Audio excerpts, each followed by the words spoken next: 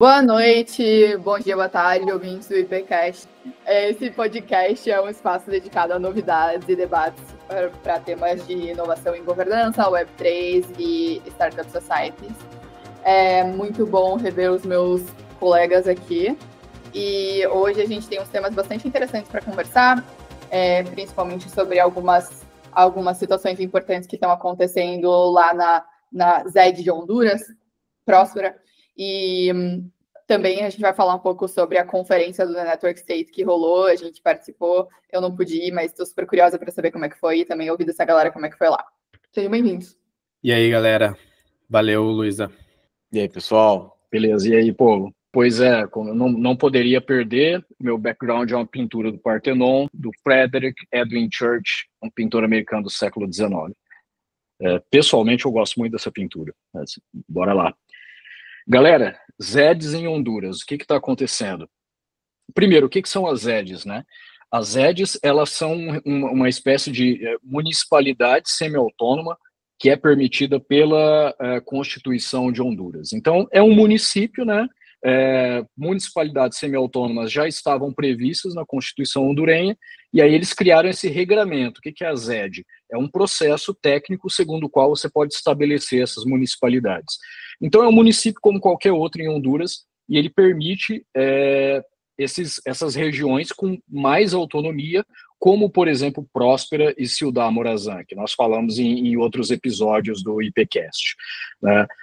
Agora está acontecendo uma situação inusitada, no sentido de que, em alguns anos atrás, assumiu um governo federal de viés socialista, bastante contrário a mercado livre, né, aos conceitos de liberdade, e eles antagonizaram as ZEDs desde o início, certo? E agora teve um desenvolvimento novo, no sentido de que a atual Suprema Corte hondurenha, né, duas outras composições da Suprema Corte já tinham julgado as ZEDs constitucionais, a atual julgou inconstitucional, mas com uma novidade, que é essa decisão, segundo eles, vai ter efeitos retroativos, que é uma coisa que nunca aconteceu na história de Honduras, é a primeira vez que a Suprema Corte hondurenha afirma isso, e que é uma coisa que é expressamente vedado pela própria Constituição hondurenha. Então, assim, está um momento de incerteza para as ZEDs, né? Nesse momento, eu estou em Próspera, estou em Duna Residences, um prédio residencial que fica dentro da ZED Próspera. Então, assim, um momento de incerteza, de movimentação política, ainda não se sabe como vai se operacionalizar esse suposto regramento, né? Ainda não foi publicada a decisão oficial. E nesse meio tempo, claro, tem toda uma especulação em volta, como é que funciona isso se a própria Constituição hondurenha não permite. Então, um momento de incerteza política, né? Em Próspera, a gente segue construindo, e assim, a reflexão que eu faço nesse momento, e aí eu até poderia passar para outra pessoa continuar, o quanto desse caso, porque Próspera é um primeiro projeto, certo? É o projeto mais de vanguarda, na minha opinião, em termos de Charter City, né? Essas cidades aí que são como parcerias público-privadas, com mais autonomia. O quanto disso que está acontecendo com Próspera, oposição de um governo socialista posterior, um problema de narrativa pública, que se espalham muitas notícias falsas, e às vezes é difícil você confrontar essa narrativa, o quanto é específico de Próspera mais Honduras e o quanto que é sistêmico. Tipo assim, qualquer lugar que nós formos implementar algo similar, nós vamos encontrar esses mesmos problemas. Então, o nosso playbook, se a gente acredita que Charter Cities são um modelo de governança que vale a pena ser viabilizado, se vale a pena haver muitas Prósperas, dezenas, centenas de Prósperas no mundo, qual que é o nosso playbook default, digamos assim? Tem um aprendizado maior desse processo todo, ou isso é algo específico de Próspera mais Honduras? O que você acha, Ariel? Bom, pessoal, tudo bem? Vamos entrar logo no assunto. Minha opinião é que eu acho que isso não é algo específico de Próspera, mas ao mesmo tempo eu acho que tiveram, e de Honduras especificamente, eu acho que tiveram alguns agravantes. Então vamos pensar. E só para antes de entrar na minha opinião, só dar um recap outro importante em relação a esse processo de Próspera e das EDs, mas de uma forma geral, que é o seguinte: isso não é novidade para ninguém, tá? Então, assim, até os fundadores de Próspera, dois dos co-founders, um veio da Venezuela e outro veio da Guatemala. Bom, a Venezuela todo mundo sabe onde acabou, a Guatemala teve seus altos e baixos. Então, não são gringos perdidos que não conhecem o processo político latino-américa. Então, não é que essa possibilidade não estava, como posso dizer, não estava accounted for, né? Ou seja, não é que essa possibilidade não foi prevista. Aventada, né, de alguma forma. Exatamente. Então, bom, primeiro, né, como é que eles se protegem disso? Existe uma cláusula de arbitragem internacional que vale perto, o pessoal estima, entre 10 e 11 bilhões de dólares, ou seja, já explicar, acho que em parênteses, rapidinho, o que é uma arbitragem, né? Então, basicamente, a arbitragem é um meio válido e alternativo ao Poder Judiciário de resolução de conflitos, que é muito comum e é reconhecido como legítimo por todo mundo, basicamente. E é muito comum para causas internacionais, para conflitos internacionais que envolvam estados ou empresas, ou um e o outro. Então, nesse caso, por exemplo, entre Próspera e Honduras. E por que isso é um método preferido quando a gente está falando de disputa internacional? Porque é muito melhor você escolher uma câmara de arbitragem independente do que você ficar dependente do poder judiciário de um país que pode ser parcial. Nesse caso, por exemplo, com certeza seria pior para Próspera se tivesse que depender do próprio Poder Judiciário de Honduras, que foi quem, no fim, tomou essa decisão. Então, veja como é muito importante utilizar a arbitragem nesse tipo de situação. Manda bala aí. É isso mesmo.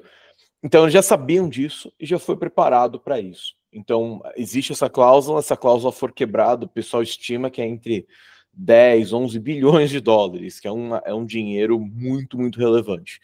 Então, primeira coisa que eu penso, para poder responder a sua pergunta, Seba, é legal. Eu acho que certamente vão haver tentativas de outros governos fazer isso. À medida que você tem uma coisa que é minimamente de sucesso, que tem uma bandeira centro-direita, o esquerda radical, o socialista, ele vai olhar e vai falar: são os estrangeiros, estão querendo pegar a nossa terra. A terra, ela foi a justificativa, quase todas as justificativas de revolução de esquerda, desde a Roma Antiga, que nem tinha, entre aspas, esquerda e direita, mas eram desses movimentos que hoje a gente chamaria mais de esquerda, que era a reforma agrária da Roma Antiga, até, não precisa nem falar do marxismo, tem uma coisa muito forte com esse movimento de terra.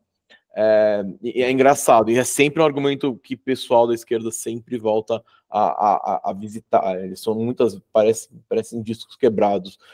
Então, previsivelmente, eles vão voltar nessa discussão. Mas é a nossa terra, não sei o quê, entre outras discussões, entre outros argumentos imbecis. E eu acho que daí, então a gente vai, tem que, é que nem você montar um castelo. Você monta várias defesas em vários lugares. Essa é uma defesa super importante.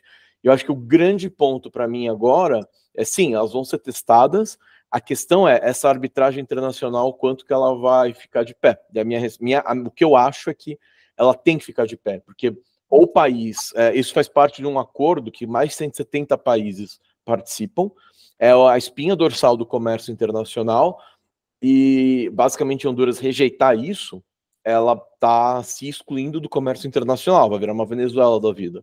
Então, ou é uma revolução extremamente radical, e o país vai para uma direção extremamente radical, ou eles vão ser obrigados a respeitar isso daí. E aí eles podem simplesmente falar: mas a gente vai respeitar, mas não vamos querer sair do acordo, mas não vamos cumprir, vamos dissolver as EDs. Nesse caso, todo e qualquer bem, inclusive dinheiro, investimento, navio, avião, que pertence a Honduras, pode aí ser confiscado por qualquer um desses outros 170 países para poder compor, digamos, o dinheiro para ser liquidado. Pagamento da dívida. Exatamente, para limpar a dívida que eles vão ter de quase 11 bilhões. Então, acho que para mim esse é o crux da questão. A questão é que também isso não resolve assim overnight, deve demorar 1, 2 anos para poder resolver isso. Então eu acho que a minha resposta é essa: vão testar as defesas sempre, que nem um castelo toda hora sob ataque, como que essa cláusula de arbitragem internacional vai responder, e aí vai virar, pode potencialmente virar exemplo para todo mundo que está querendo que olhar de longe e falar, vamos fazer revolução socialista, falar, putz, será que eu quero mesmo? Olha o que aconteceu com Honduras. Então, eu espero que não chegue nesse ponto, mas se chegar, eu espero que essa arbitragem ela segure. A minha opinião é que vai segurar. Legal. Boa. Eu quero complementar, acho que voltando, dando uns passinhos para trás, até para quem começou a ouvir e, tipo, tal, não viu os outros episódios, e o que é Zed, Charter City, meu Deus, né? O que são todas essas letrinhas, dá uma introdução. Charter City foi um conceito introduzido ou popularizado mais amplamente pelo Paul Roman em um TED Talk em... Que ano que foi? Faz 2009. Faz bastante tempo. Que, basicamente, a ideia de Charter City é você trazer a mentalidade de uma folha em branco, né, de você ter um espaço onde uma organização, uma instituição, uma empresa pode experimentar novas leis, novas regras, novas plataformas de governança, que vai além do país host ali. Então, o país host tem, né, a Constituição, tem aquele emaranhado já de leis e de regras, de complexidade, que é difícil mudar, praticamente impossível. E aí você cria esses mecanismos de, não, vamos criar essas pequenas jurisdições que têm autonomia, e eles vão, aqui você pode experimentar, você pode testar novas regras, e se funcionar, o país host pode até começar a adotar aquilo, ou, né, ampliar aqueles espaços para, em geral, qual que é a finalidade daquilo? É gerar desenvolvimento econômico, né? É você gerar riqueza, prosperidade e assim por diante. E a gente viu exemplos disso na Ásia, de forma geral, então Dubai, Shenzhen, Singapura, Hong Kong foram exemplos notórios do quão poderoso é você dar essa autonomia para uma instituição, né, para uma organização que é independente do país host, e aquilo ali tem um desenvolvimento vertical, né, você explodir em termos de riqueza, de desenvolvimento, em comparação, né, relativo às cidades que operam sobre o outro regime. Então, isso é uma ideia, assim, extremamente poderosa, né? Então, a gente trazendo isso para o Ocidente, quando Honduras, né, o governo da época teve contato com essa ideia de Paul Roman, convidou ele, né, para discutir essa ideia, como que eles poderiam implantar isso no país. Escreveram as leis por alguns anos, voltaram, não tinha aprovado, daí refizeram, e aí foi aprovado em 2013. E aí eles, com essa... Até então era só uma lei, neste país, a gente aceita projetos, né, propostas de zonas especiais, tem várias regras, várias, né, diretrizes, e se for aprovado, né, vocês compram, né, a empresa ou a instituição que enviou aquela proposta vai ter uma parcela de terra que, né, é negociado com o Estado-nação e pode executar o plano, né, que foi aprovado. E por alguns anos não surgiu nada, nenhum foi aprovado, até que Próspera fez, né, esse projeto, porque eles já vinham anos, né, com essa ideia, tentando fazer nos Estados Unidos, não tinha dado certo e tal. E aí o próprio Eric Breman, que é o CEO de Próspera, foi convidado para conhecer a lei ZEDES, né, que já estava em vigor em Honduras, e aí eles executaram, né, o plano e investiram, né, milhões lá para executar, para construir essa cidade do zero, com uma plataforma extremamente inovadora que, em pouco menos aí de 5 anos, já atraiu, né, estar finalizado, mas está bem desenvolvido, já atraiu várias empresas, moradores, investimento, inovação e tal. Então, em pouco tempo, a gente já viu o resultado, assim, revolucionário de como uma plataforma que é moderna, que é ágil, que é eficiente, pode gerar em termos de desenvolvimento econômico. Então, acho que essa é uma boa introdução assim, para dar. Ótimo, Excelente. Jean. Ótima introdução. Seba, uma pergunta. O que foi que levou à discussão da constitucionalidade de Próspera dessa vez? Porque você falou que outras vezes já tinha sido considerada constitucional, mas daí essa vez, o que foi que deu início a essa análise? Você sabe? Assim, desde o início do projeto, da lei, das suas várias encarnações, né, como o Jean falou, teve uma primeira versão da lei, voltou, refinaram, teve uma segunda versão. Então, assim, houveram oposições dos partidos de esquerda desde sempre, né? Essa oposição, a gente tem que entender sempre de maneira muito clara que ela é uma oposição política, certo? Não se trata de, eu estou vendo algo que eu acho que não vai funcionar, eu sinceramente acredito que não vai funcionar, e eu pego e faço uma crítica. Não, é tipo A versus B, entendeu? Eles estão fazendo, eles são B, eu sou A, eu sou contra. É uma oposição puramente política. Então, essas tentativas de julgar as EDs inconstitucionais, elas sempre vieram de um movimento de oposição política. Entendi. Dessa vez, embora o governo de situação agora, que é esse governo socialista, eles estejam politicamente enfraquecidos, assim, todas as pesquisas mostram eles perdendo a próxima eleição presidencial, ainda tem alguns redutos onde eles ainda são expressivos.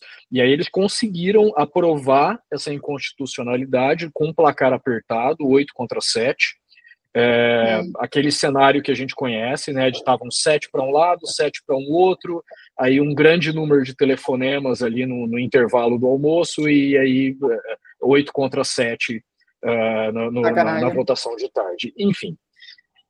Então, assim, esse processo ele já vinha antes. E se eu puder fazer um comentário, eu acho que assim, grande parte da oposição a esse projeto é porque é o seguinte: a Constituição hondurenha ela já permitia municipalidades semi-autônomas. Veja, municipalidades semi-autônomas é uma maneira de você dividir poder, tal qual é você ter estados, você ter municípios, né? Tipo, eu sou natural de Londrina, no Paraná. Então, se você me perguntar onde... vamos supor, estou lá visitando os meus pais. Onde que você está agora, Sebastião? Estou em Londrina. Então você não está no Brasil? Você está em Londrina? Não, isso aqui é Brasil.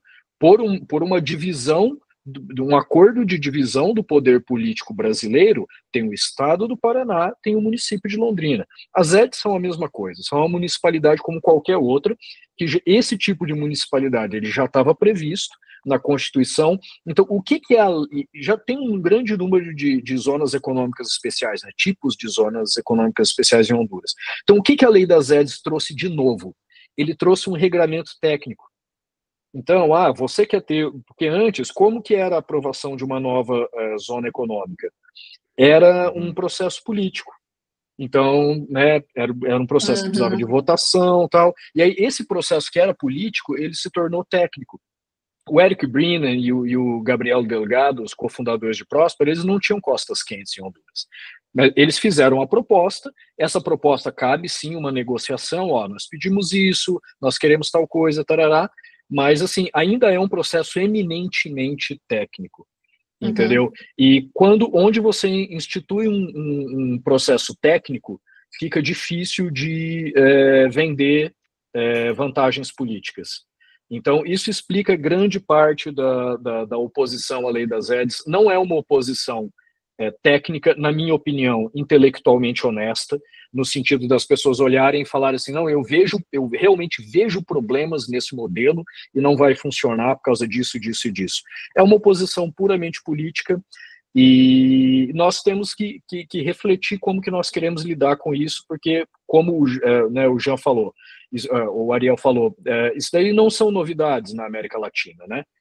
Governo socialista, judiciário enviesado, você fazer condições muito propícias para investimento. O investimento vem, você muda as regras. Isso não, né, tem centenas de casos disso daí. Então a gente precisa pensar como que a gente consegue reduzir a superfície de ataque e endereçar esses problemas, ainda viabilizando esses projetos. Acho que esse é o desafio, sabe? É um desafio muito interessante. É gerar essas, até, eu acho que daria até para entrar dentro do guarda-chuva de segurança jurídica. Não necessariamente segurança jurídica especificamente sobre uma lei, mas que o que está no contrato vai ser respeitado, que vai ter um reconhecimento internacional, e isso depende muito também de alinhamento de interesse, né? Essa que é a questão, tem que entender, só que justamente como o governo acaba mudando muito, o jogo político tem que ser muito forte. Então, justamente, acho que investir em relações públicas e marketing da própria zona no país em que está, eu acho que é um dos caminhos principais para gerar certa pressão e, pelo menos, conhecimento da galera que teria que poderia também gerar certa pressão política nos políticos que estão no poder, digamos, os socialistas, né? E para que esse tipo de situação não ocorra, né? Então, é interessante porque gera essa... Apesar de ser uma zona econômica, uma zona econômica... como é que a sigla é zona? Zona Especial de Desenvolvimento Econômico. A Zona Especial de Desenvolvimento Econômico, ela, por mais que seja, a gente tende a pensar em caixinhas, né? Isso que é interessante sobre Charter Cities, Network Societies, Startup Societies, é que você não pode só colocar numa caixinha, porque você acaba pegando elementos de empresa, elementos de startup, como, por exemplo, você tem que se preocupar com a opinião e com a visão do público, com como você está sendo enxergado, ao mesmo tempo que você também tem que ter certo movimento político, você também tem que se preocupar com o desenvolvimento do território, você também tem que se preocupar com o aceite e o apoio da população para essa instituição, para essa organização, né? Então, acho que é um desafio muito interessante de criar esse ambiente e de justamente prosperar entre diversas dessas iniciativas. E eu acho que tem o playbook que esses governos autoritários executam, ele é sempre igual, assim, né? De esquerda ou de direita, principalmente de esquerda, um viés mais socialista, marxista, que nunca apontando de forma racional os problemas ou os riscos daquele alvo que eles querem atacar. Na verdade, aquilo ali é só uma justificativa para gerar medo na população, né? Então sempre tem alguém externo que está ameaçando, né? Então, Venezuela, China, Cuba sempre eram os Estados Unidos e pegavam nessa essa questão e elevavam ao extremo do tipo, não, esses é o demônio e a gente precisa combater. E às vezes tem um fundinho de verdade, né? Nunca é algo inventado, né? Sempre, por exemplo, os Estados Unidos têm esse movimento mais imperialista e de, tipo, principalmente nos últimos 20 anos né, de invadir Iraque, Afeganistão e tudo isso. Então, você pega esses elementos só que eleva ao extremo e você consegue fazer com que a população te legitime mais poder, porque a galera tá com medo e esses governos autoritários sabem disso e vão, aos poucos, abocanhando mais poder, e daí quando vê, é uma ditadura, né? Então, esse governo de Honduras está executando exatamente. Eles viram isso, cara, Próspera é um territóriozinho desse tamanho numa ilha. É, tipo, extremamente insignificante, inofensivo, né? Só que eles viram isso, tipo, é uma narrativa perfeita. Os estrangeiros estão num processo de neocolonialismo no nosso país, soberano e tal. E a gente precisa se proteger, é a nossa terra, a nossa riqueza e blá, blá, blá, tudo isso. Isso tem um apelo forte, né? Tipo, as pessoas ficam com medo, essas empresas vão abocanhar, vão roubar as terras de vocês que estão aí, e assim por diante, toda essa baboseira. E isso dá medo, né? Para a pessoa que às vezes só tem aquele terreninho é tudo que ela tem, ela vai ficar com medo e ela vai legitimar e dar mais poder pro governo. E, ironicamente... O termo disso é red herring. Como chama isso é red herring. É você chamar atenção para algo para que não é o problema e enquanto o problema está lá rodando. E detalhe o time, né? Isso não só a gente sabe que isso é red herring, como o timing confirma. Então, o que aconteceu nos últimos, sei lá, acho que foi que trigou, não sei quanto que foi, 3, 4 semanas atrás, que trigou toda essa discussão e toda essa votação de novo. O que aconteceu foi muito simples, saiu um vídeo, eu não sei exatamente o que saiu, o Sebel sabe melhor, mas é basicamente algum vídeo incriminando a presidente, ou marido da presidente, alguém da presidente, enfim, incriminando... Então, só para dar um pouquinho de contexto, a presidente de Honduras atual, ela é esposa do Manuel Zelaya. Manuel Zelaya, ele foi presidente de Honduras durante 2 termos, né?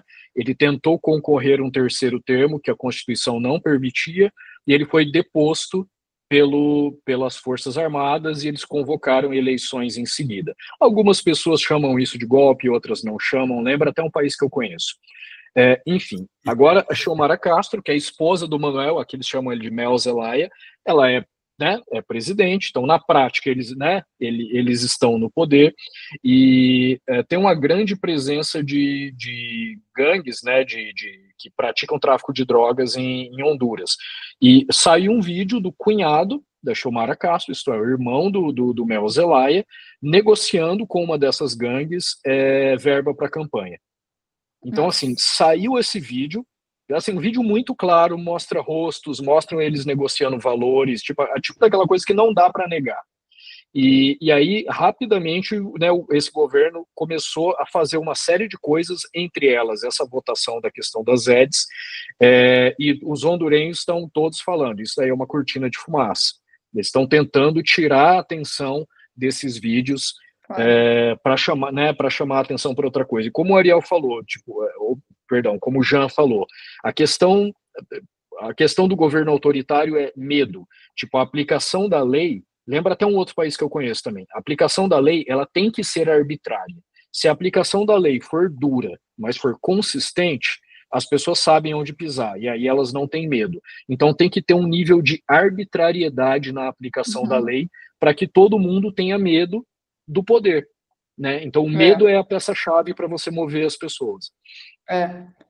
Por isso eu perguntei o que tinha dado início à discussão da constitucionalidade, porque foi arbitrária. Então foi tipo, então agora a gente vai tanto cortina de fumaça, quanto mostrar que só a possibilidade de você...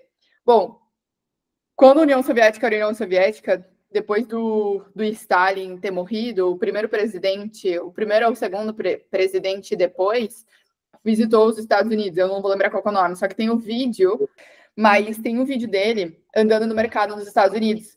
E ele voltou questionando o comunismo, porque ele realmente acreditava. E ele daí começou a gerar políticas para abrir. Justamente por quê? Porque quem está no poder quer tanto manter fechada, justamente para não haver a possibilidade do questionamento de que aquela não é a melhor situação e que você poderia estar em uma situação melhor, talvez com menos Estado intervindo e mais liberdade. E é justamente por isso que Próspera acaba levando na cabeça, porque está mostrando uma possibilidade melhor de uma realidade que poderia ser melhor para quem é de Próspera, quando, na verdade, isso é uma ameaça para quem está no poder, porque pode gerar certa luz na cabeça da galera.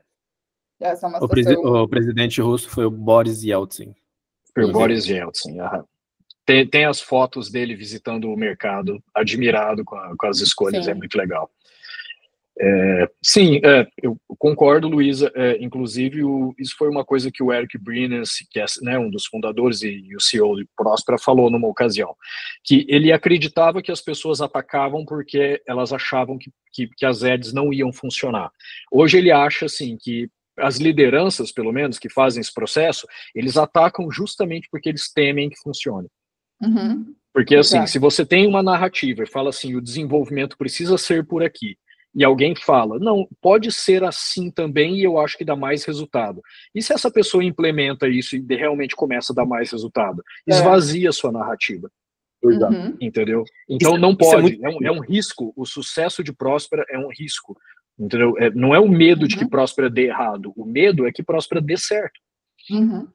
Exato. Eles falam que no movimento, eu mandei isso no grupo até antes da gente falar aqui no podcast, mas, cara, eu queria repetir aqui que isso é o que a gente tem que sempre ter em mente, que o melhor, alguns filósofos políticos acreditam que o ápice da política é quando o inimigo, ele emerge. Muitas vezes é assim, as coisas estão ruins, você não sabe por que tá ruim, por que tá ruim, e aí você, no processo político, você, não, é por causa disso, e aquilo lá fica muito claro.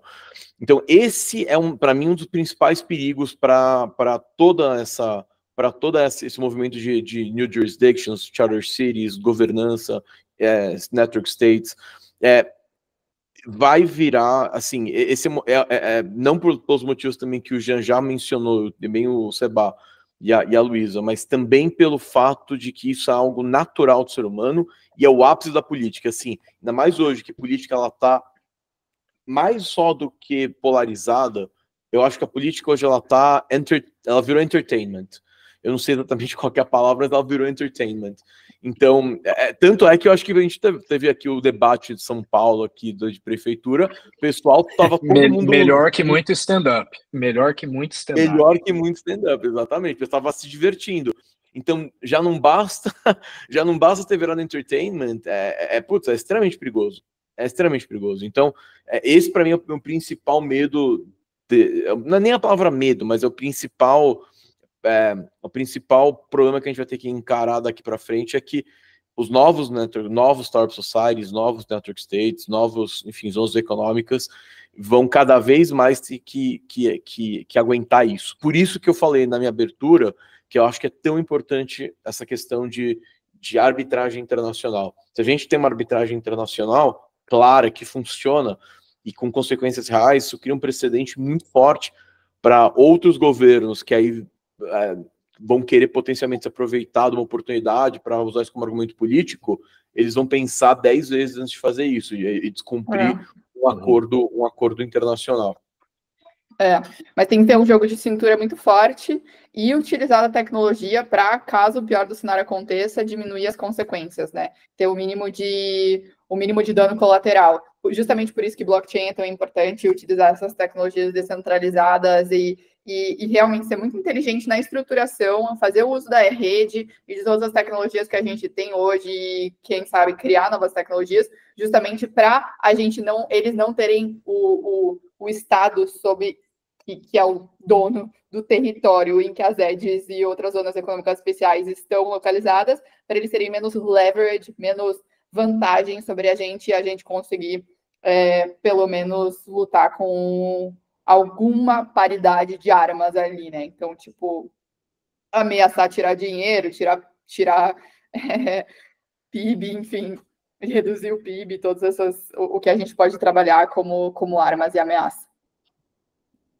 A nível de país, eu quero ver a gente indo em direção a cada vez algo mais parecido com protocolo mesmo, assim, tipo, um país do tamanho, né, principalmente os maiores países, assim, eles têm que ser uma plataforma, um launchpad de charter cities, de jurisdições, eles têm que ter uma base layer muito, muito clara, bem pouco política, né, que estabeleça os deveres e direitos dessas charter cities e tal, e tem algum mecanismo também, né, de compartilhamento de receita, tá? Porque tem coisas em comum, sei lá, infraestrutura de internet, floresta, coisas, oceanos, tá? Que precisam ser financiadas, mas tem que ser extremamente pouco político, assim, né? Quanto mais alto o nível, assim, quanto maior a escala, menos político tem que ser. Político que eu digo, tomada de decisões arbitrárias por humanos numa sala.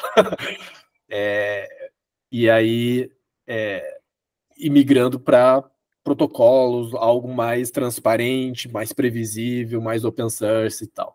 Acho que outro ponto, até complementando o que o Ariel falou, é que eu acho que as pessoas ainda não têm noção, não têm ideia do tamanho do gap que existe hoje entre as jurisdições atuais, como são feitas, né, como é feita a política atual, a governança, para como vai ser feito por uma startup. Eu acho que nem a gente mesmo tem é um gap sem precedência, né? Se a gente olha o gap que existe entre as empresas que são mais analógicas e demoraram para se digitalizar das startups, é um gap relativamente grande, mas ainda assim as empresas quebram, né? As empresas quebram, existe uma reforma e tal, e elas vão se adaptando, né?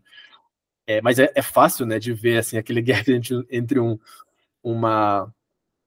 Google e um ExxonMobil, por exemplo. Assim, quando a gente está falando em Estados-nações, em governos, a infraestrutura, o mecanismo, a forma como elas operam, as tecnologias, elas são muito antigas.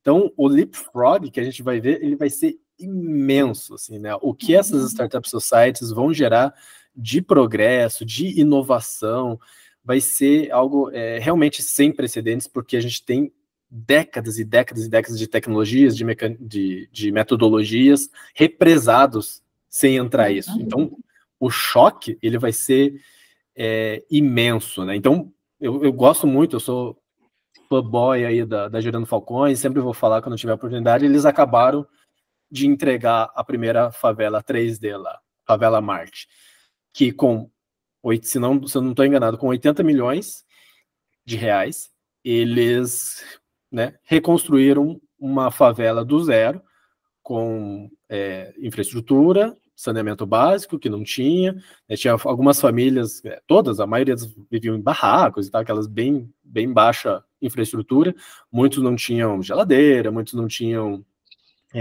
cozinhavam em fogão a lenha para fora de casa, não tinha banheiro, tipo, cara, idade média, assim, né?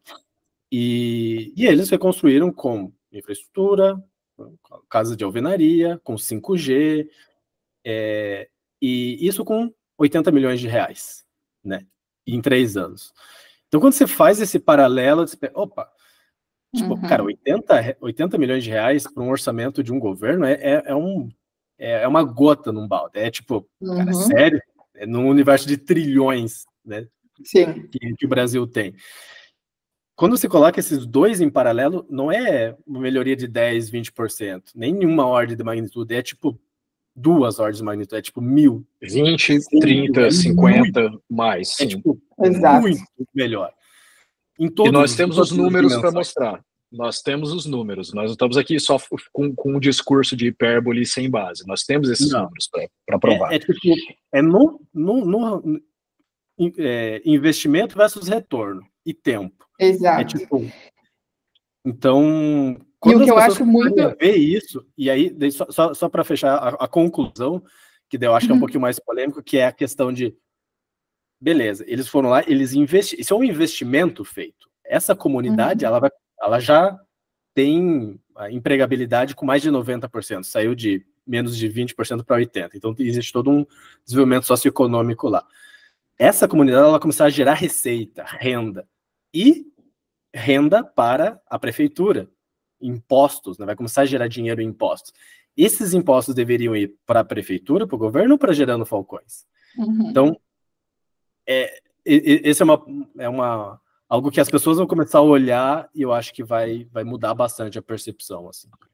Eu gosto muito desse exemplo, Jean, justamente porque um dos principais argumentos que até a gente trouxe aqui contra as zonas econômicas especiais, contra Startup Cities, etc., é que seria algo elitista.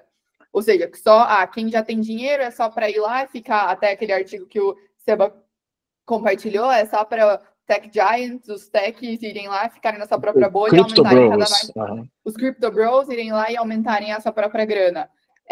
Só que não tem nada a ver com isso. É aquela ideia que, cara, num estado de esquerda, todo mundo piora. Num estado que está indo bem, num território, uma comunidade, para não chamar de estado, uma comunidade que está indo bem, todo mundo melhora. Mesma coisa ali, um cara que teve ideia genial, que trouxe, colocou executou Gerando Falcões. Só ele que se deu bem? Não. Milhares de pessoas se deram bem. E essa mesma lógica, quando a gente pensa em trazer uma melhor inovação em governança, não é só para pessoas selecionadas, é para várias... E, obviamente, também cada projeto teria seu próprio objetivo. Às vezes, pode ser só para pessoas selecionadas, sim, mas às vezes pode ser para uma comunidade muito maior, um território muito maior, que afete pessoas que, às vezes, inicialmente nem tinham nada a ver com aquela ideia inicial. Como, por exemplo, é o caso do Gerando Falcões. Então, isso é muito bom, porque realmente... E também a própria Próspera gerou um monte de emprego para a galera que você acha que está lá na discussão de inovação para governança? Não. E mesmo assim, aumentou o PIB do país aquele mini lugar, aquele mini território, porque tinha maior liberdade de regulamentação e de colocar novas políticas, executar novas políticas. Então, esses dois exemplos são maravilhosos. Acho que para a gente talvez encerrar esse primeiro momento, esse primeiro debate. E eu adoraria saber como é que foi lá na conferência. Vocês que foram, contem para nós. Cara, assim, então a conferência, vamos só dar um background do que a gente está falando. A conferência de Network States, que aconteceu em Singapura, dia 22 de setembro. Cara, foi uma experiência, foi muito legal. Assim, foi um evento, foi no mesmo lugar onde aconteceu o Solana Breakpoint, foi num centro de conferência, num shopping grande lá, assim, um lugar muito bonito, muito legal. Assim, a gente já tinha ido ano passado no primeiro Network States Conference, que foi em Amsterdã, e que esse foi de longe, assim, a minha maior surpresa que eu tive. A gente tava também com o Jean também na época, eu lembro que eu falei pra ele, cara, acho que vai vir, sei lá, 100 pessoas no máximo, vai ser meia dúzia de pessoas, vai ter um suquinho Tang do lado lá e a gente vai discutir sobre esse assunto. E aí, para minha surpresa, tinha mil e poucas pessoas. Então, nesse evento foi ainda maior, foi para 2.000 e alguma coisa pessoas. Foi muito grande, foi muito legal. Eu vou falar como foi e depois eu vou falar um pouco dos highlights do que me fizeram pensar. Então, assim, quem que foi na conferência? Cara, todo mundo. Muita gente diferente. Então, tinha, primeiro, muito builder, então tinha muito founder, tinha muito developer, muito programador, gente que está em Web3, gente que está não só em Web3, como mercados também mais tradicionais. Conheci um monte de dev Web2 normal também. Galera muito curiosa, muito nômade digital. Alguns jornalistas, que isso foi algo interessante também, que eu não estava esperando que ia ter uma cobertura com tanto jornalista. Tinha bastante jornalista, não era da imprensa, não era algo que eles estavam cobrindo formalmente, com câmera, microfone, etc. Mas eles estavam lá curiosos para saber, nossa, mas o que é isso daqui? Então teve esse pessoal também. Então muitos founders, muitos technologists em geral. E, cara, o legal também é que, a gente aproveitou a conferência aproveitou muita gente, que tiveram duas grandes conferências em Singapura, logo 2 ou 3 dias antes. Um foi a Token 2049 e outro foi justamente o Solana Breakpoint.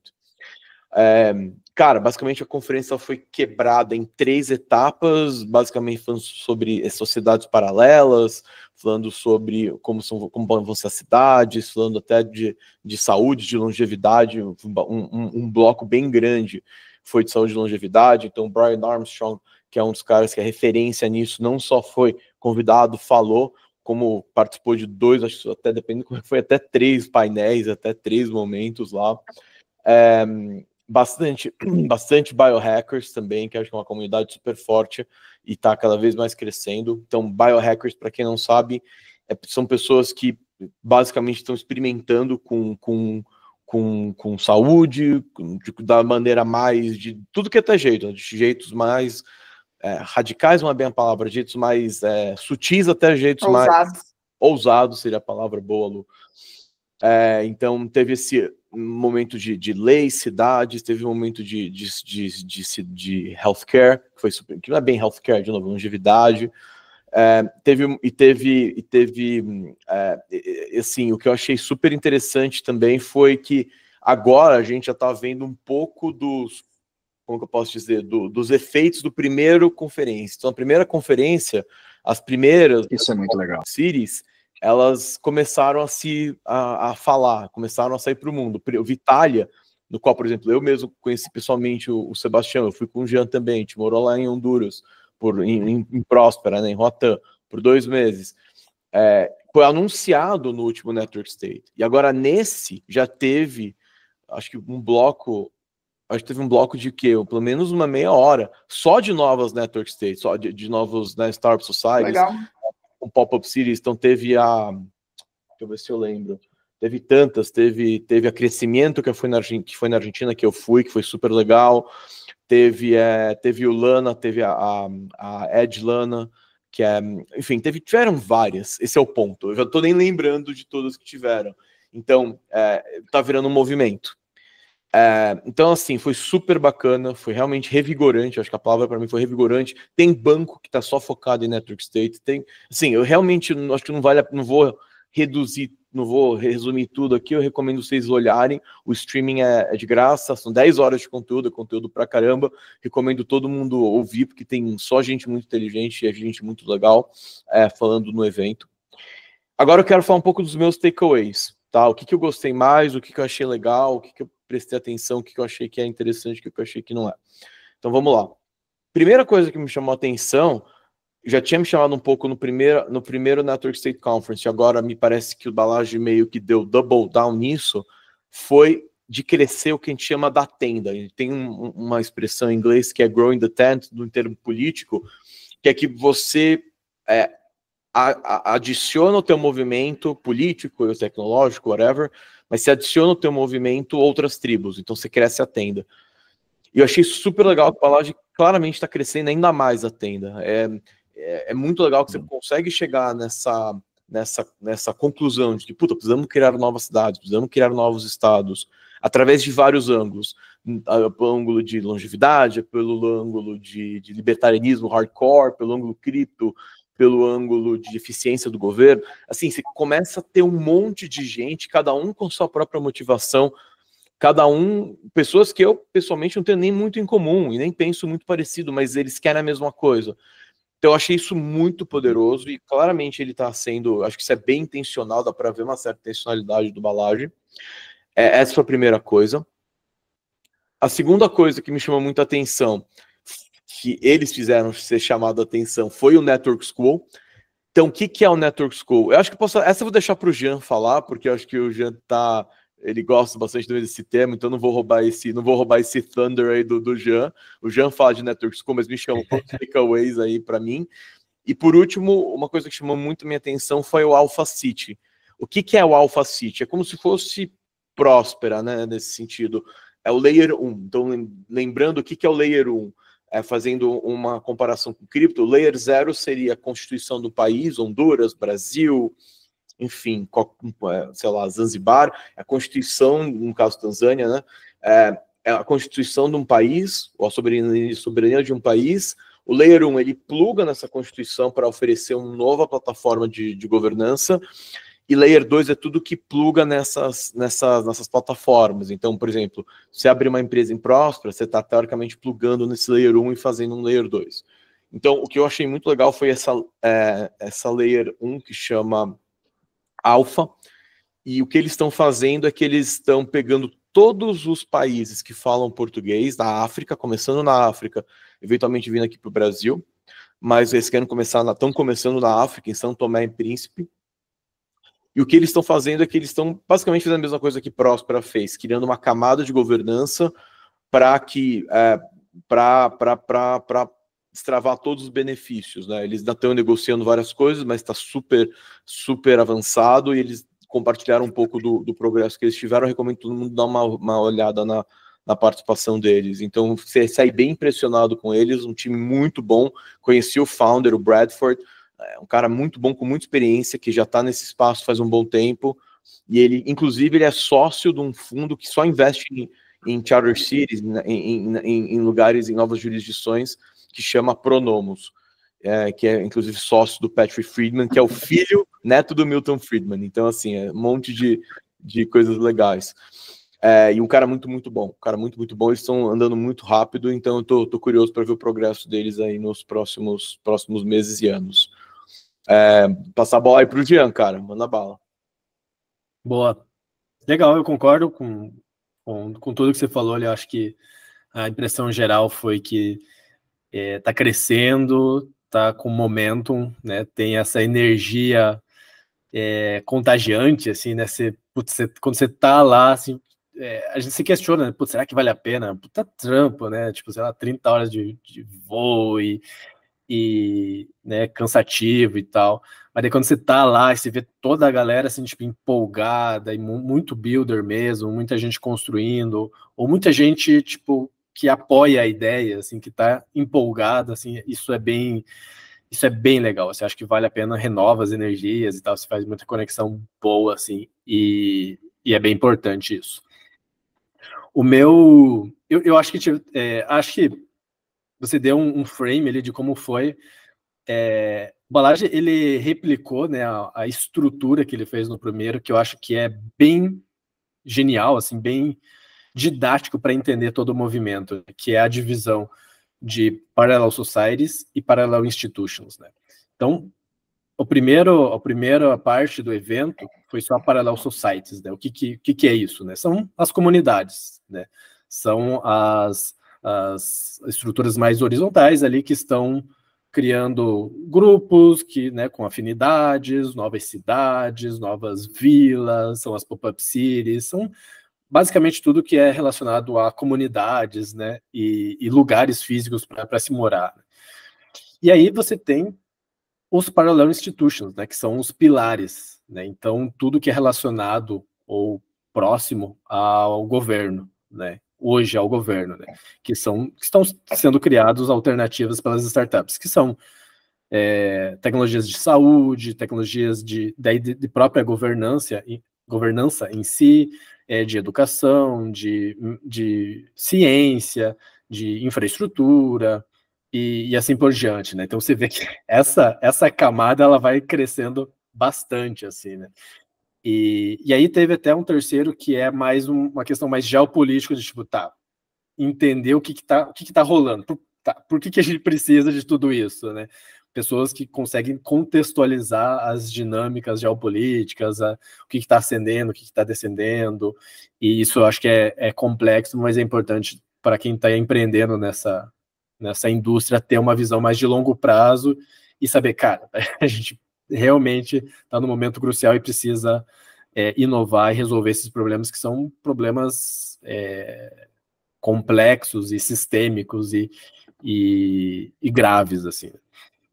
Quanto ao conteúdo e ao que foi compartilhado, eu acho que tiveram, pelo menos na minha percepção inicial, assim, eu acho que tiveram alguns grandes winners, assim, nomes ou brands, projetos que, para mim, ficaram muito bem gravados ali, que foram os winners da conferência. O primeiro, e acho que o óbvio, foi Próspera. Eu acho que Próspera teve muitas menções, né? Próspera / Vitalia. Foram mencionados várias vezes. Eu acho que, tipo, realmente entrou, assim, porque, cara, até o ano passado e os anos anteriores era assim, tipo, Próspera, é um projeto lá e tal. E agora, assim, parece que, tipo, o Eric, ele assumiu uma posição, tipo, realmente de liderança e de importância. Tipo, não, esse cara é importante, esse projeto é importante. Então, a gente teve muitas vezes o nome Próspera sendo mencionado. Eu acho que foi um dos winners.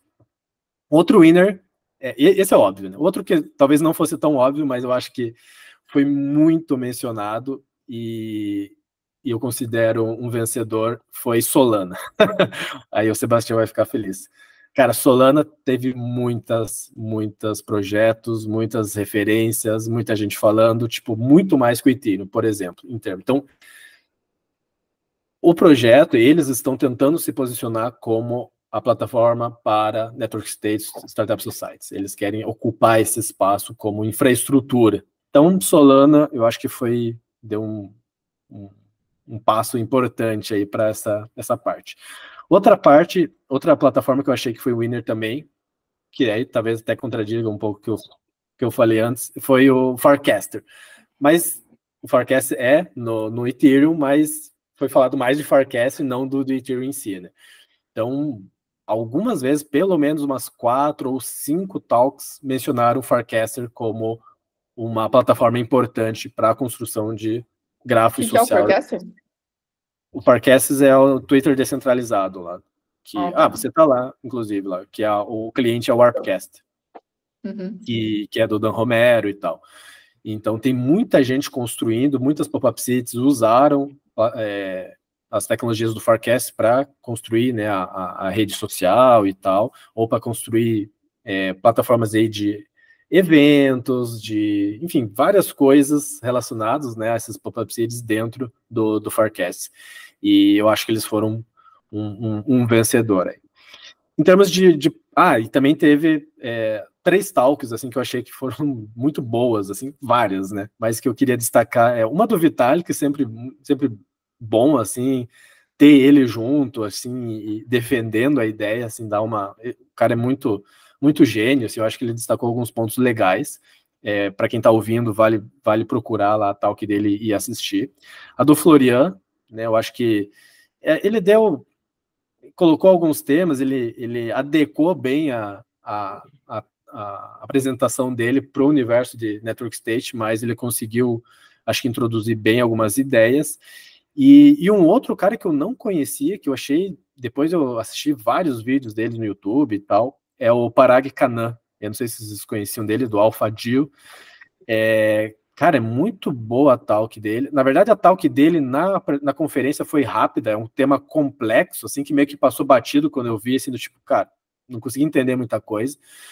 Mas quando eu vi a versão dele, tem o TED dele, que é muito bom, o cara fala muito bem, assim, ele é bem data-driven, assim, sabe? E basicamente a tese dele é de você olhar, é um cara de geopolítica, assim, de olhar a geopolítica com dados, mas onde uma das camadas mais importantes é a conectividade entre os países, assim, então tem tudo a ver com network states e tal, e que ele chama de conectografia.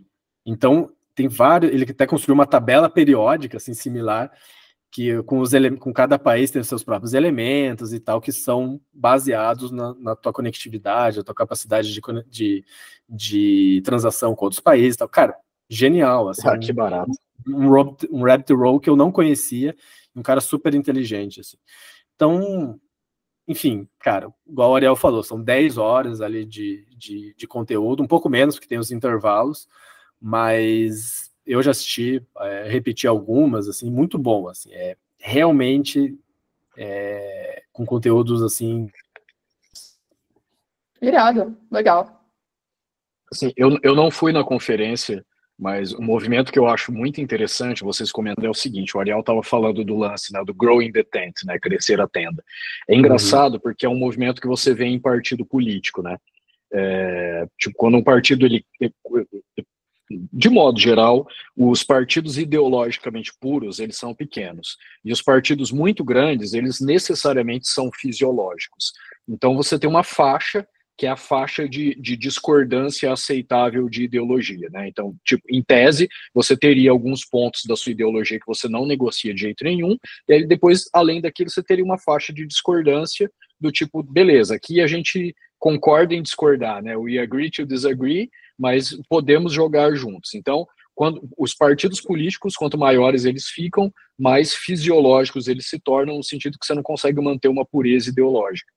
E, assim, numa conotação boa, não é uma crítica, tipo, você vê isso acontecendo com o movimento de novas jurisdições, que, tipo assim, eles estão interfaceando com mais gente, pessoas que não necessariamente vêm, como o Jean falou, desse background libertário, mas que estão interessadas no que aquilo ali pode oferecer. O Nick Drenas, que é um advogado que faz parte do Conselho de Próspera, ele sempre fala, cara, a gente tem que alinhar os incentivos de modo que mesmo as pessoas erradas tenham um bom motivo para fazer a coisa certa, mesmo que pelos motivos errados, entendeu? Então, por exemplo, existem zonas econômicas especiais com menos burocracia e impostos na Venezuela. Então, se você alinhar os incentivos de uma maneira que faça sentido, mesmo quem, num termo de princípios fundamentais, não concorda com aquilo, vai, no fim do dia, aceitar. Então, a gente precisa criar essas inovações sociais. Então, é interessante você ver esse movimento, assim, de ter um público mais diverso, tendo contato, vindo conhecer, né, todo esse movimento de novas jurisdições, e eu acho que a gente só tem a ganhar pelo seguinte: a questão de como é a melhor forma de você interfacear com o poder político, essas novas jurisdições conseguirem interfacear com o poder político, ainda é uma coisa que para mim ainda está muito indefinida. Então, assim, quanto mais pessoas de backgrounds diferentes a gente tiver acesso e tiver em contato com esses movimentos e com essas ideias, mais digamos assim, maneiras diferentes de se implementar essas novas jurisdições nós vamos encontrar, entendeu? A lei das EDs é uma, zonas econômicas especiais é outra que já existiam, você fazer o crowdsourcing de território, você fazer seasteading, eu não sei. Por isso que tem que haver várias abordagens paralelas, que é justamente para a gente poder testar e, com base no aprendizado, ciclar e descobrir o que funciona.